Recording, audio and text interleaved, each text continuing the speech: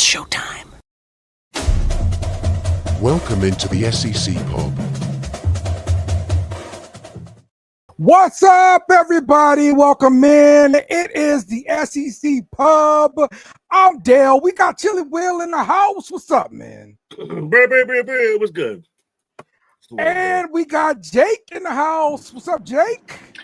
What's happening, fellas? All right, man. We're going to talk some college football here. Got some good stuff happening this weekend.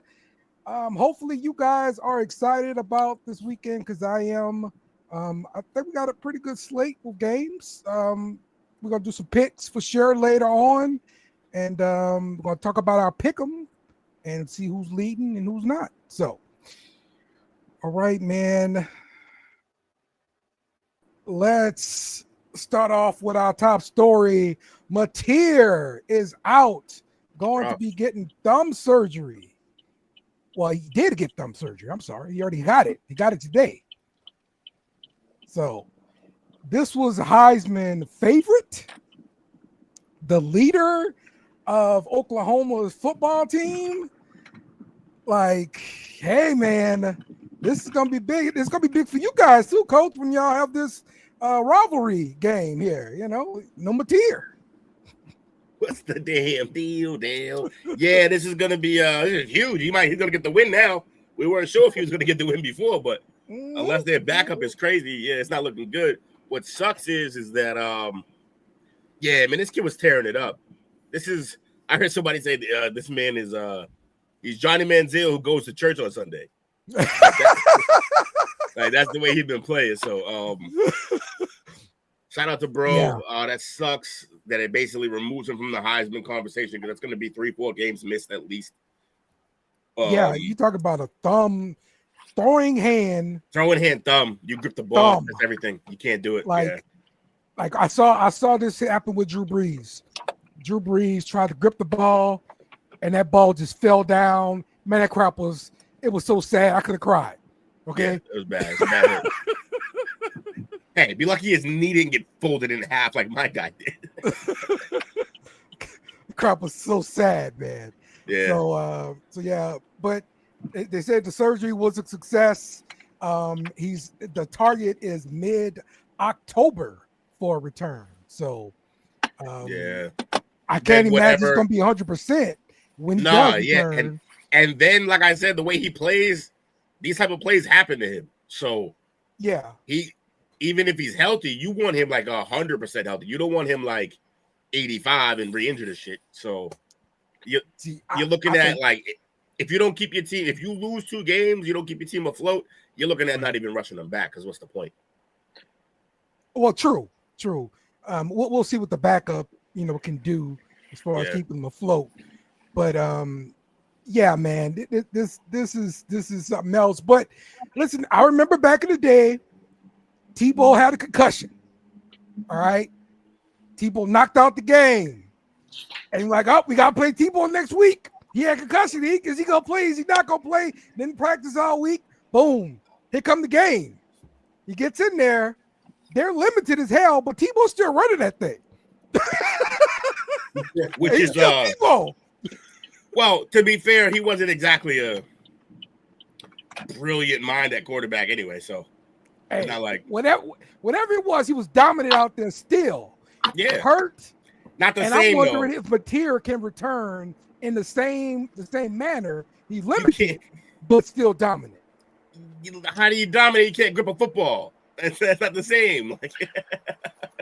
Well, to comment on it, I just want to tell all the Oklahoma fans, hold your tears, Mateer fans. He will be back, and your defense is good enough to keep it in, and as long as the quarterback that comes in does not commit very many turnovers, they have a decent run game, and if you can pass the ball a little bit with this new quarterback, I think they'll just be just fine because they do have a top 5 defense, in my opinion. So it just depends on how these next couple weeks go, but I think they can hold it together. I think they're fine. What's going on, Toop? Ain't none. I'm chilling, man. Talking about the guy that I made famous. That's what we doing here. Here you go. Yeah. The guy I made famous. The team. I'm starting to make famous. They'll be all right though. They'll be okay. Injury, it could be worse for him, so they'll get him back. And like Jake said, all they gotta do is ride momentum.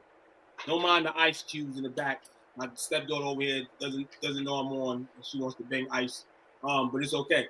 But banging in regards to that, I think they're gonna remain to bang that Sooner drum.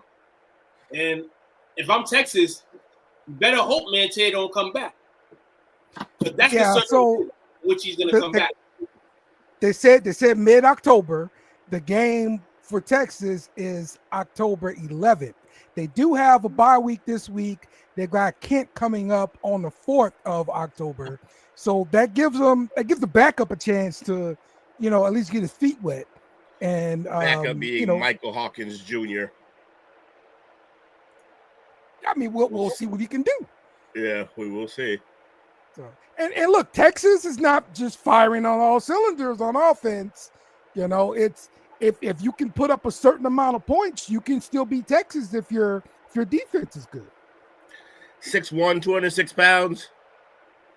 And he's gonna have a lot on his plate now that he's got to take over for a Heisman candidate. You know who he looks like? You know who Michael Hawkins looks like? We're not doing a looks like. He just has to play like Jalen Hurts. He just has to play like Oklahoma Jalen Hurts. That's all he has to do. That's all he has to do. If he can do that, they can survive a little bit. That's all I'm saying. Easier said than done. Yeah, well, it is. He's a sophomore, by the way. But look, he doesn't have that SEC game coming up. You got Kent coming up, Kent State. That's what he got. Yeah, he'll run through Kent, no problem. Y'all stop picking What's the next game though? What's the game after that? Then that's Texas after that. So the next game they have is Kent, and then the following game is Texas. Yes. Yeah, they're gonna lose to Texas. He's not gonna be back in time for that. Okay. All right. Let's talk about the AP poll top 25 here. Ohio State number 1. Miami jumps to number 2. Penn State number 3. LSU number 4. Georgia number 5 to round out the top 5 here. Give me some surprises that you see in this top 25 here. Let's start with you. Why is Miami jumping over so many people? Because they beat Florida. It's not a good win. We've established that. We talking about Miami? University of Miami? We've established it's not a good win. It's not like what are we talking about? LSU did the same thing and they jumped in the top 3, didn't they? Yeah, we beat Florida first. Also, they beat them when we were actually at least still had a little bit of respect left. Not anymore. Like I don't know. Yeah, that means no. That means we'll be proud. The bar is Florida. You beat Florida, you jump. That's terrible. Because we're gonna learn in about 4 weeks why that's a ridiculous statement, because everyone is gonna beat us. So I don't understand. The SEC whipping boys, not good. Thought it was the chop up. My man Bobby out here hustling, lost the whole day. Interesting. Yeah, I mean, what happens when you get lost in the chicken salad? Yep. University of Florida at 2, and I can only think of this. And we know Florida is looking, they're going more downhill than up, but that's respect to Florida. That's respect to the organization. Regardless of we tuck it, there's a lot of reasons why they're in 2. We can talk about Penn State, but who have they played? Right. We can talk about LSU, but who have they played? We could talk about Georgia, but who have they played? Miami, we're going to give Florida, at least for the first month, we know the month's about to be over, that sign of respect of where they was. Now they're not there no more. So now that win starts for Miami. If they slip, that's kind of like, it doesn't really matter in a sense when you look at records, when you look back at it. So Miami has to kind of stay in this spot, in a sense, not lose, especially not lose to any team in the ACC besides Florida State if they keep moving up. Because we see, let's say, Georgia Tech's at 16 right now? And other than that, I mean, you don't have another ACC team in there. So this can get real tricky now as ACC teams and ACC competition starts. And conference competition starts as a whole. So Hopefully Miami can cap that. They do have a win over Notre Dame, but also that win sucks because Notre Dame sucks. They just won their first game this week. They beat Bethune-Cookman. They beat South Florida, who beat Florida, and then they beat Florida. I mean, I just don't know that. I don't know that any of these wins are jump over teams who are already ahead. They're not. No, they're not at the end of the year. They're not. But early I don't know that they are now. No, they are now because of what we've seen. For instance, for Florida, even those other two games, you get Florida the one game, the first game. Who they play the first game? They beat Notre Dame. No, Florida. Oh, Florida. Who the fuck did we play? The only game we won was against the LIU or something. LIU. It was bad games, bro. Yeah, it was a bad game. But this is where we talk about all the time the primary conferences, and they're beating Florida, even though Florida is probably a mid-tier team in the SEC. They're bigging them up in a sense. The best. Right now. After this week, after Miami beat them, Florida's going to be scaled just how they should be scaled right now based on their record. What's going to happen is if Penn State wins this week, they should jump back over them. They're going to play. Yes, absolutely. They're going to win. They're playing the Ducks this week. So. Well, Miami does have Florida State coming up right after this bye. They have a bye this week. So that's going to solve a lot of that issue. They should. Anyway, if Penn State wins this week, though, they should jump over the Hurricanes for the week because they're not playing at all, and then Florida State, then they'll learn. I agree with that. I agree with that. You know, Penn State's back in Miss, Florida's off. I mean, Miami's off. It makes sense to me, absolutely, because Penn State didn't do nothing to lose that spot. But the voters love the U. You know when the U gets cracking a little bit, they start acting crazy, start acting foolish. Michael Irvin over here. Shoot, I missed this game. We need to talk about this game. Penn State has Oregon this week. Yes, mentioned that. Big game. Yeah, so I did not have that on my lineup of things to talk about. I'm gonna be real with you. I'm gonna say this on wax right now. I mean, I know we're gonna go to predictions later, but just note my prediction right now. Penn State will win, I guess, this big game, because I guess it is a big game because Franklin doesn't prove itself in games that matter. I think they will win this Saturday. Okay. Well, we're gonna see when that happens for sure. What about Indiana jumping into the top 25? They were not in the top 25 at all. They beat Illinois, and then they jump up to number 11. They keeping that momentum from last year. Simply, I mean, they got there last year, and people said, "Hey, who they play, whatever the case is," but they starting on the right path again this year, and they mopped Illinois. Illinois is ranked for all that, and that's what I call the superiorness of this conference thing right here. The SEC and then the Big Ten here. So, absolutely, when you look at it, I give a lot of that credit to Signetti too. He took over one of the worst programs in football, and last year his two losses were to the two teams that were in the national championship game, and then they carried it, like Duke said, into this year. I mean, you got to give – it's a culture he created. It's the way he recruits. It's the way he motivates his players. Indiana is going to be a force to be reckoned with as he continues to build there. It's just – what was they ranked beforehand? What was they ranked before, though? I believe it was garbage. Like number 10 or something like that. Illinois was number 9. Illinois was number 9. Yeah, there you go. Right. They were number 9. So pay some respect in the top 10. They was in the top 10. 53. You got to get them back. No, I get it. 50. I get it. But it's no. I'm saying if Indiana wasn't in last week, Big Ten school. Big Ten versus Big Ten. We can talk about this conference thing, guys. Y'all teach me this. I only know a lot more about college sports because of you guys. I try to memorize and just brainstorm what y'all say. So when y'all talk about how strong our conferences are, you have to look at stuff like this. This is two Big Ten teams, and unfortunately, one of them lost in a game that should have been. They didn't lose. They lost by 53. Understandable. So if they lose this week, for sure, or the next time they lose, they will not be in the top 25.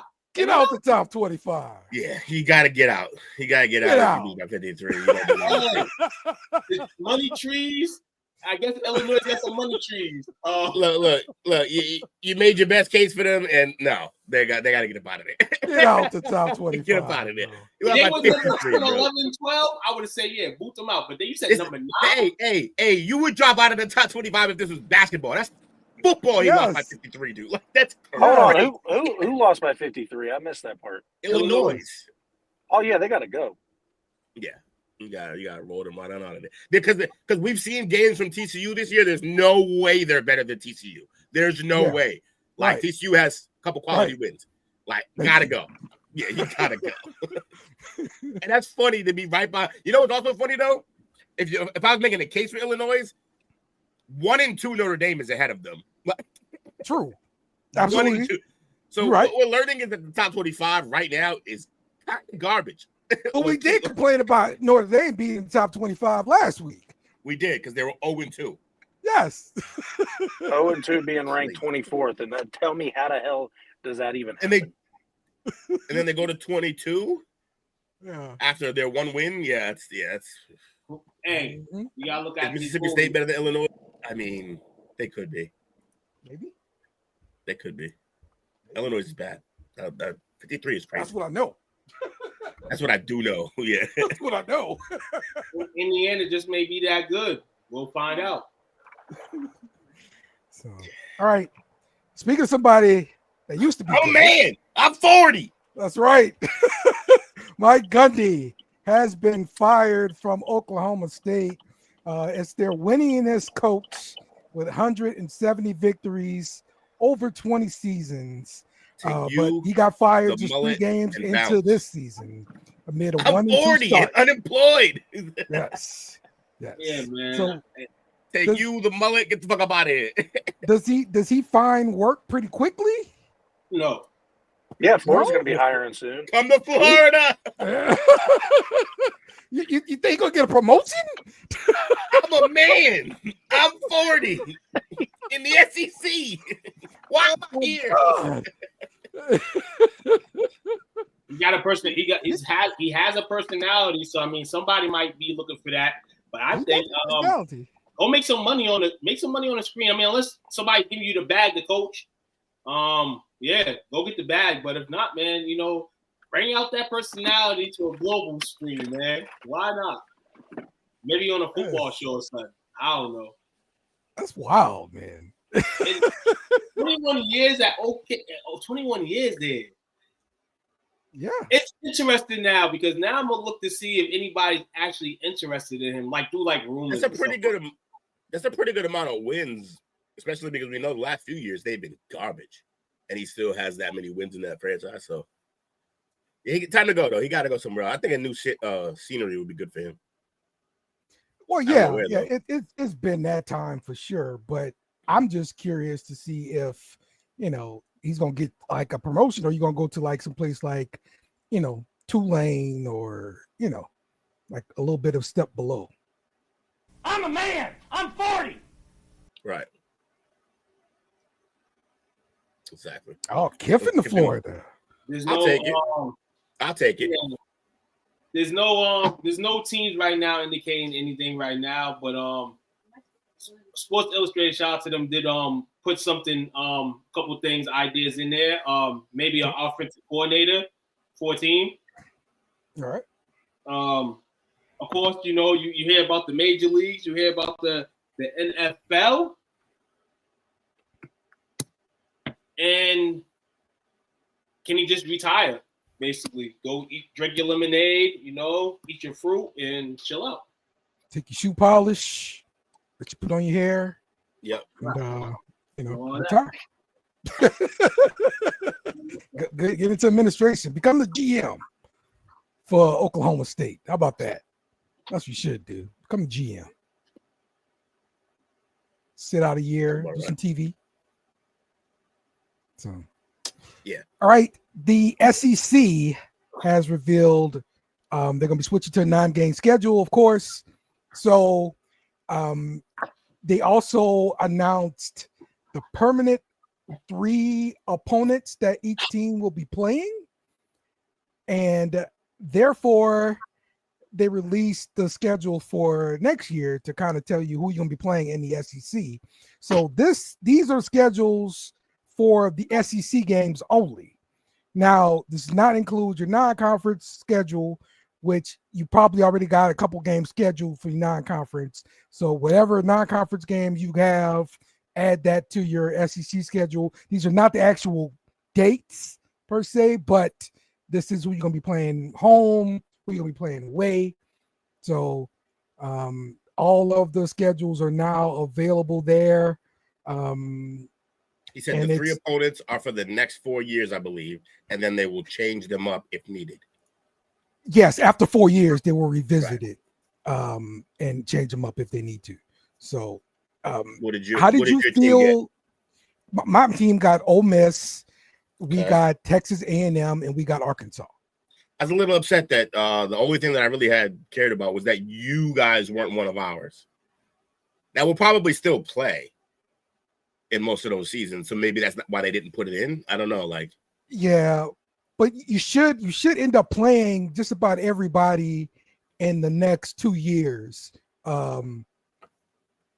either at home or away, and then because we only got UK, they get the UK, trip. Georgia, and I forget what the other team was. I didn't really. Maybe Ole Miss. I didn't really Florida?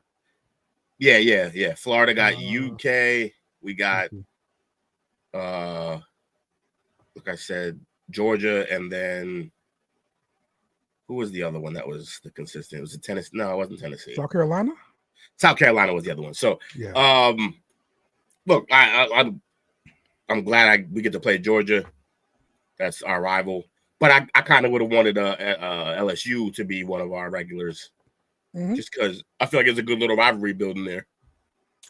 But at least this way, teams will play each other. Like if you stay at school 4 years, you should be able to visit every stadium in the SEC. Right. Yeah. And it wasn't like that before. If you stay, I'm not staying with this crappy. What? It's not a crappy schedule. I mean, I guess it's the best conference in the world, but this is horrible. This is too much. Might as well just make a 68 team tournament. You might as well make an SEC football tournament the way you're doing this right now. Because what do you mean? I'm just saying, like 2026, for instance. I mean, look at the schedule. Yes, we know the SEC's tough, but it's going to be 2 out of these 3 teams that's going to be easy breezy through the SEC because of their opponents. Then in 2027, maybe 3 other teams get that opponent. So in this case here, it's a lot going on. But I understand why. It's because the conference is deeper now. You have to find some way and some strategy. So I like that they're strategizing it, but that doesn't mean I have to like it. I think it's crazy all around. Now, as years go, we'll see how it goes in terms of what teams are what and what and what. But overall, listen here, I don't like it. I don't feel it's that different from what they were already doing, though. I don't know, man. I don't like change. Get off my lawn. There you go.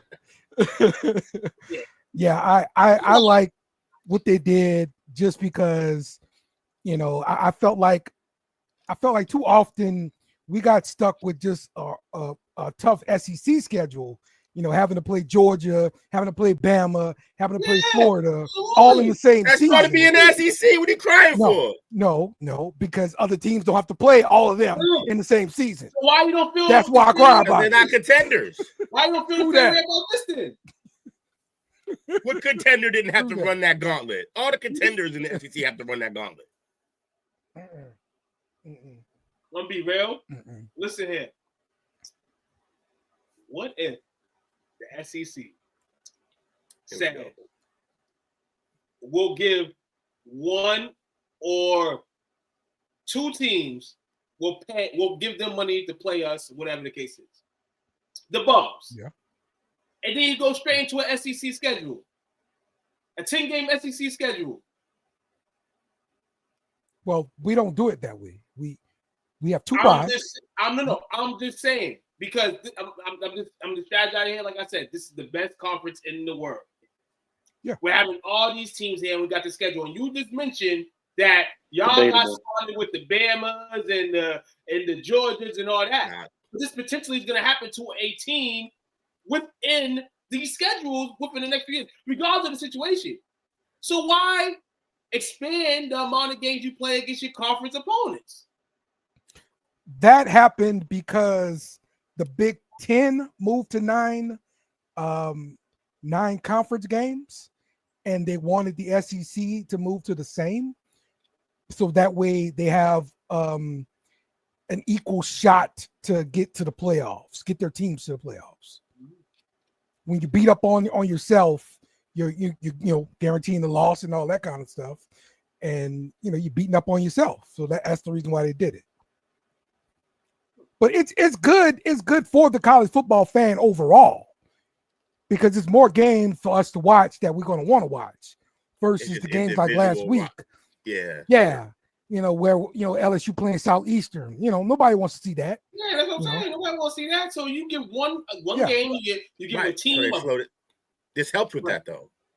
Yeah. Mm-hmm. Exactly. One game. This helps with the thing you didn't want to see. So you should like it. No. I said one game against a bum, and then you go straight to your SEC schedule. You go straight to your schedule. You said two. 1 or 2. Yeah. A lot of these teams play 3 or 4 bums. Yeah. Yeah. The small schools got to find their money somewhere else. That's right. No more paychecks coming from LSU. Y'all already taxing the tax off, so why they go say here like, okay, we're gonna cry that we don't get our 2 or 3 games. Our bum teams don't get 2 or 3 games. Hey, you gonna settle with 1, because as much cream as this conference is gonna make over the next 10, 15 years, it wouldn't matter. Take that 1 game check and go along with your schedule and shit. Y'all know y'all not gonna make the tournament anyway. So let's take a look at the latest Heisman odds. It really, really changed up a lot this week. Yeah. Mendoza from Indiana jumped up to the top guy. Dante Moore of Oregon is next. Jeremiah Smith of Ohio State. Carson Beck of Miami. And Gunnar Stockton of Georgia. Took, where you putting your money at, man? Right now, the money, might be on one of those receivers. Keep it real. The season's about to go into a new month, and I'm gonna watch out for Dante Moore and Jeremiah Smith. I don't think Fernando Mendoza can kick that up much. Moore's QB, but yeah, Jeremiah Smith got a chance. I'm liking Dante Moore right now, as far as the best chance. If I'm gonna have to put my money down on something, so yeah, Moore's gonna be high up there. I still like Beck mainly because other people are falling off and that are ahead of him, and I just feel like it's gonna keep happening. I think Miami's just gonna keep winning. He just didn't look good versus Florida, bro. He didn't, but that's like the point is that he's still being consistent in terms of winning, and I don't know if everyone else on the list is gonna be. Yeah. Like Gunnar Stockton, I don't know that they're gonna win every game in Georgia. The minute they lose, he falls off. For the most part, unless he just lights it up crazy and then they still lose. But Jeremiah Smith is probably gonna end up being the most consistent. But even like receivers sometimes have just off-ass games. Right. So I feel like quarterbacks have the better shot at winning this. Mendoza's gonna be. They want to give it to a quarterback, no doubt about it. They want to, right? So Mendoza and Moore. You said what? No, not right now. That's not gonna be on here no more. Bro. Oh no, he'll get up there. He'll get back up there. Got to get him this Ole Miss. Yeah, we know Bobby's hurt. That's why he's gone. People just keep dropping like flies. Mm-hmm. So, all right, and let's get to some previews of the games this week. Ohio State, I really didn't have time to do reviews because I kind of rushed this thing along. Did y'all play last week, Jake? I don't think y'all played, right? Nope, had about a week. All right. So you guys got Washington this week. You got to fly all the way over to the left coast. You guys are still an 8-point favorite in this game. but you got a freshman quarterback starting on a roll, first conference game like this. How you feeling? Confident, like normal, because I do believe in Julian Saying. I think he's shown that he's a very accurate quarterback. He's got one of the best passer ratings in college, I believe, right now. And he's done nothing besides get more chemistry with the receivers. The offensive line looks very strong. I still think we have the best defense in football. And they haven't really played much competition. Washington, that is, except for Washington State, and they blew them out. But Ohio State, we beat Texas. I know exactly. Well, that's what I was thinking too. I mean, we're battle tested. We had, Texas, then we went against Grambling, bro, and then had Ohio. Grambling, bro. Right, and we started out slow against Ohio. I didn't like that, but then we picked back up and did very well. But yeah, first conference game. I'm excited. Washington have either really bad years or really good years. They're starting out 3-0 this year. I'm confident. I think we hit the over under, and I do think I think we definitely win by 8 or more, just because I think our defense is that much better. Okay. Feeling good about this one. All right. Ohio State 24-2 in the Big Ten in road games under Ryan Day. Not a tough conference going in there. The thing that I would say for the freshman, he's been composed the last 3 games, first 3 games out. Nobody wants to play up in Washington, man. Seattle, none of that, man. That atmosphere is wild. So hopefully he can get through the fans and then blow these guys out. Yeah, pretty much Ohio State 8, the over under 52.5.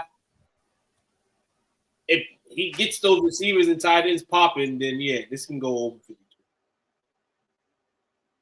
Okay. Talk to me about your running back situation, Jake. Who's your top guy there? Ryan Day is seemingly fallen in love with Bo Jackson. Okay. And he's been running the shit out of the ball, doing great. Is he related to Bo Jackson at all, or not in the slightest? Okay, all right. Bo Jackson. His first name isn't even anywhere near Bo. I think it's something else. Okay. All right. Hold on, I'm looking that up just because. Because well, I saw it. The PFF grades. He was like the top guy there. I'm like, is this Bo? Yeah, he is. He's actually Lamar Bo Jackson. So He is Lamar Jackson. I don't think he wanted to be confused with a recent relevant now Lamar, so he wanted to bring back the running back style of Bo Jackson. But he's not a bad running back himself. 6 foot, 200 pounds. It's good to go along with Donaldson's 6'2" frame. And James People seems he's fallen out of grace with the team. I don't know what's up with his running ability or not, but those two, Donaldson and Bo Jackson, have gotten predominantly most of the snaps. All right. Sounds good. Let's go to BC. BC's got Cal. BC is a 6-point favorite here. Total for this game, 52.5. Took, how you feeling about your Eagles here, man? Also, like Jake, bye week here early in the season, so we know the rest of the season is going to be the ultimate grind, and this is the push here right now. And playing 2 West Coast teams are probably going to tell us who they are, even if we do split. We beat Cal, we lost to Stanford last game. Emphasis, man. Defense. Getting the team off the field. Stop letting the third downs go to first downs. That's what we need to do to contain Cal. They are not the best team. They don't have Marshawn Lynch. They don't have Aaron Rodgers coming through that door. I expect Boston College off the bye week to win this game. I'm going to take the 6. I'm going to go under there. Under. Like the under here. Hey, we believe in Billy O. Let's go. Only because California isn't that great, but BC has times during games where they don't score. So unless BC starts the game hot, this game won't go over. They go under. If they slow down at any point in the game, this game is not going over. But I'm gonna take BC at the crib, off the bye. I mean, listen, your quarterback, Dylan Longren. I mean, like he's been doing pretty good though. Oh, he's been doing good. It's like it sucks. My Baltimore Eagles are playing like my Dallas Cowboys. The offense is regime. The offense is, but then they on the field too long because the defense over here. Well, no, sorry, they're on the field not too long because the defense is on the field for 90 minutes. You know what I'm saying? And then they're allowing scores. Like we can't do that. We have to defensively lock in so that not only is it fun for our offense, but we feel like we're doing all this for something, not to lose games because our defense don't want to come show up. Yeah. Got you. All right. Go BC. BC is in the house. All right, we're going to LSU versus Ole Miss, and our linebacker Whit Weeks. It was just revealed that his girlfriend is none other than Landry Kiffin, Lane Kiffin's daughter. That's right. Way to do it, Whit Weeks. That's how you do it during Ole Miss week. We freaking hate y'all. Lane Kiffin coaches Ole Miss? Yes. Oh my God, he's with his daughter? Yes. Oh, ain't this Ole Miss team ranked? Yeah, they're number 13. LSU is oh yeah, this is all set up, baby. This is a really good matchup here. So all year, what we see from Ole Miss, I don't want you to be the only one on camera, Dale. I got you. Is really good offense, suspect defense. Usually Ole Miss, they can play the portal pretty well. They get these players and they build a team year by year. Well, this year, I don't think they were able to spend as much money as they wanted to and get the guys that they wanted. LSU, on the other hand, they did. And Kiffin said it in his press conference, like, hey, they got like the top 3 DBs in the transfer portal. They got all of them. You know, he was kind of like butthurt over it a little bit. So I love that. I love seeing that. You mean like you last year? You mean like you last year? Yeah. Well, we beat Ole Miss last year. What are you talking about? No, I'm talking about crying about what you got or didn't get in the transfer portal. That was you last year, the whole year. Yeah, because we didn't want to spend the money. Yeah, exactly. So, but you know, we did that this year. So, all year at LSU, they have been pedestrian on offense. The running game, I've been crying about the running game all year. We don't block very well. It's not about the running backs. It's not about who we're handing the ball off to. Campbell's gone. Blocking. Allegedly. It's the blocking. So much blocking.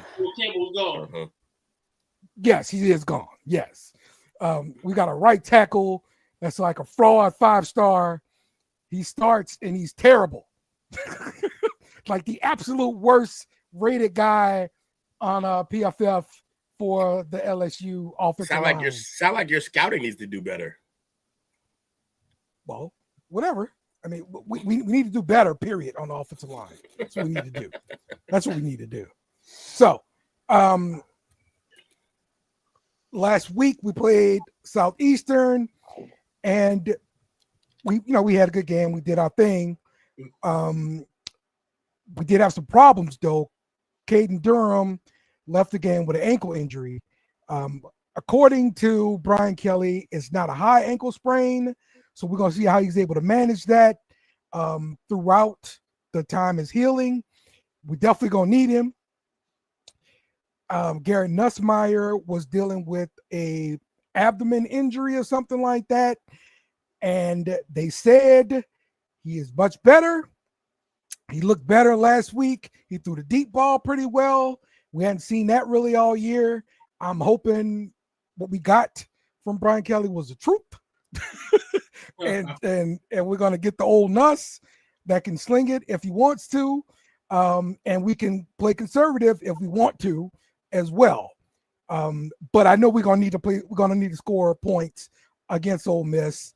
I'll take the Tigers plus the 1 point. And just taking them straight up. I'll take the over too. Take straight up. Man, LSU Ole Miss says take Miss, and you letting me know why, Dale. But stories make great seasons, and the way that LSU's played, on top of how their coach has been ridiculed after every game, I feel like there's another segment of that coming, and the LSU win, despite playing how they've been playing all year, they're going to pull out another win. I'm going to go LSU. I'm going to push the points up. I'm going to say LSU wins by a field goal or more. You know what I'm saying?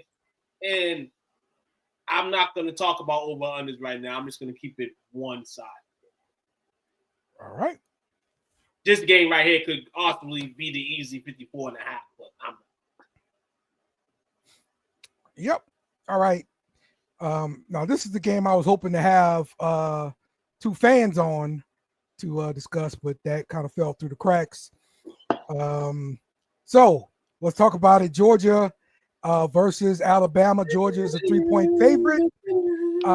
This is going to be the best game in the SEC this week. Georgia is number 5. Bama's number 16, if I'm not mistaken. So let's see. Let's see. Georgia, they enter as a 3-point favorite. They are riding a 33-game home winning streak dating back to 2019. Alabama seeks to extend its dominance over the series, leading 9-1 over the last 10 meetings. And so that's definitely a problem for Georgia fans. I heard Aaron Murray talk about there being a Bama problem still, and he's worried about this game. Also heard from him that they have not been consistent on the outside as the wide receivers are concerned. Last year they had Brock Bowers can tear it up in the middle of the field and all that kind of stuff. But now they need some guys on the outside to step up. They went to the transfer portal, got some guys like Zachariah Branch from USC, but the consistency just hadn't been there. So Alabama losing that early game. We don't know for sure what kind of Bama we're getting. Bama, they've always been dominant. And so with this new coaching staff, DeBoer, can they get back to those dominant ways and dominate Georgia? Let's start off with you two. What you think about this matchup, man? We mentioned that they got a Heisman candidate here, but we know how Georgia usually plays. We're usually talking about Georgia the way we're just talking about Alabama, per se. Mm-hmm. So that's funny. And then the Alabama problem. It's all the last few years. All I heard is ramblings of Georgia, and then Alabama surprises them and pulls the rabbit out. I just don't see that Alabama this year. I like Georgia in this game. I like Georgia. I'll take the 3. Why not? But if Georgia loses this game to Alabama, it's just bad luck against these guys. And for them and their sake, it's better that it's early in the season than later on. All right. Will? I got Georgia here. The quarterback play, shockingly, even though I shit on what's his name, Gunner Stockton all the time. I think their quarterback play is better right now than Alabama. And I think their whole overall team is just better right now. So I got Georgia. They will cover and over. Yeah, I'll take the over. All right. Jake? I am taking the Will approach to this and going by quarterback, but I actually have the opposite opinion. I like Ty Simpson more than Gunnar Stockton. He's more accurate. He's thrown more touchdowns this year in a more of a passing offense, it seems. He just doesn't make mistakes, and he stays composed and he goes out there and does the thing. And I think their offense better. And I believe Ryan Williams is back, if I'm not mistaken. So yes, I think it's going to be a very, very close game, and I do think Alabama's going to pull this off. Mainly just because I like Ty Simpson more than Gunnar Stockton. I'm with you, Jake. I am Alabama plus the 3 here. I think just hearing from former players and all this kind of stuff that there's a Alabama problem there. I think Bama is in their head, and the fan base is talking about it. I know because the fan base is talking about it, the players got to hear it, coaches got to hear it. There's a certain amount of pressure, I believe, on them playing at home to get this victory over Bama, and I think it's going to be a bit much for them. So give me Bama in this game here. I think the only thing that I really don't like about it though is that this is at Georgia. Other than that, it's going to come down to play and coaching, and we do know Georgia has a better coach. But again, I'm still down to the quarterback play, and I think Ty Simpson's just better. Sure. It helps LSU and Texas out if Georgia loses this game. No, that's always the case. That's what the SEC is crazy for. Right. It's all going to shake out at the end, though. No, I'm just I'm like, this is a secondary reason why Dale wants to take Bama. Mm-hmm. And if coaches say, I would say the same for him, but you got me picking Georgia against Bama. Like when I got players, I like Alabama, but yeah, I just think Georgia's a better team. Yeah. Gotcha. All right. Before we get into our last segment, the picks, going to pick about 4 or 5 games here. Let's take a look at the standings of the pick'em. Oh, Craig is at the top. He made sure to let me know that before I hit the button here. Let's see. Guy B Train, number 4. One of y'all cleaning your clock, right? No. I don't think Coach so. Lee, number 8. I'm Goodwill punting. All right. And that is definitely Jake, Ohio guys, at number 9. Yeah, I'm terrible. Number 10. I'm number 11, and Will number 12. Got you. Like it. So Howard Sugar. I don't have a clue. I just want to know if they meant to call it power or if they meant to say powdered and blew it. Who knows? Who knows what they meant to do? Wow. Okay, there you go. Bobby's cleaning your clock. Gotcha. Funny. All right. So let's pick some games, man. Closet. Ohio State is an 8-point favorite versus Washington. Let's start off with you, Will. Oh, yeah, they win and cover. Okay. Jake? I am with Will, win and cover. And 2. Jake said Washington and they cover. Ohio State and the over-under will be covered. Over will be covered. Sorry. Yeah, I'm taking Ohio State minus the 8. Number 22, Notre Dame is a 4.5-point road favorite versus Arkansas. Will, who you got? I hate picking them. I'm gonna go the Domers here, Golden Domers. And Golden they cover. Domers. Yep. 2. It's over. I have faith in Notre Dame. I thought they would be dominating. I'm actually gonna go Jerry Jones' alma mater. I'm gonna go Arkansas in the upset. Ooh. I'm gonna take the under 2 in that game. Really? You know about Arkansas's offense? Yeah, I'm gonna take the under 64.5. This is the game's gonna dumb down a little bit. One of these teams is gonna get mollywopped. All right. And one of these Arkansas cannot play defense to save their life, but they can play offense. I'm still gonna go Notre Dame, minus the 4.5. I think they'll be able to outscore Arkansas and hold them enough to let them win. Number 4, LSU versus number 13, Ole Miss. Ole Miss is a 1-point favorite. Give me LSU to cover. Shock. That's right. What you got, Will? Ole Miss. All right. Jake got Ole Miss as well, right? Absolutely. Give me Brian Kelly and move those points up for LSU. You heard me? Right. The fighting Brian Kellys, baby. Brian Kelly. He's the most entertaining coach right now in college football. That Mike Gundy's gone. He's the man now. This is ridiculous. Damn right, GK. Damn right. All right. And the big game of the week, number 17, Bama versus number 5, Georgia. Georgia is a 3-point favorite. I'll take Georgia.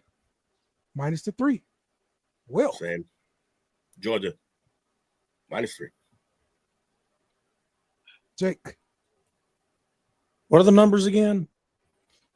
Georgia minus 3. No. The other one. Right. Alabama. Oh, man. I'm gonna go Georgia here. All right. Get the ghost out. You know what I'm saying? Stop living those scary dreams of Alabama times. All right. We got our picks in for college football. You guys enjoy the college football weekend.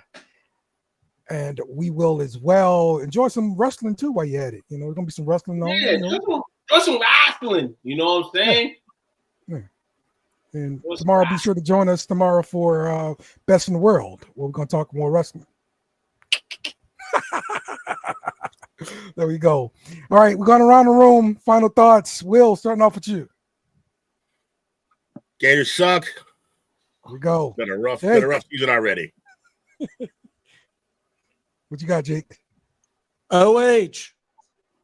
Our hoes. Our champs. Took, what you got? New season starts. I don't know everybody I'll be watching to start that Saturday off, but I'll be watching a good ACC game. I feel will be between Duke and Syracuse. Tune in. Okay. Cool. I don't know why I think that game will be awesome. All right. Shout out to everybody who commented, joined the show, watched, even thought about joining the show. Shout out to you too. So we'll see you guys next week. Remember to follow us on social media at BS and Beer Media. Also, smash the like button on YouTube and share with friends.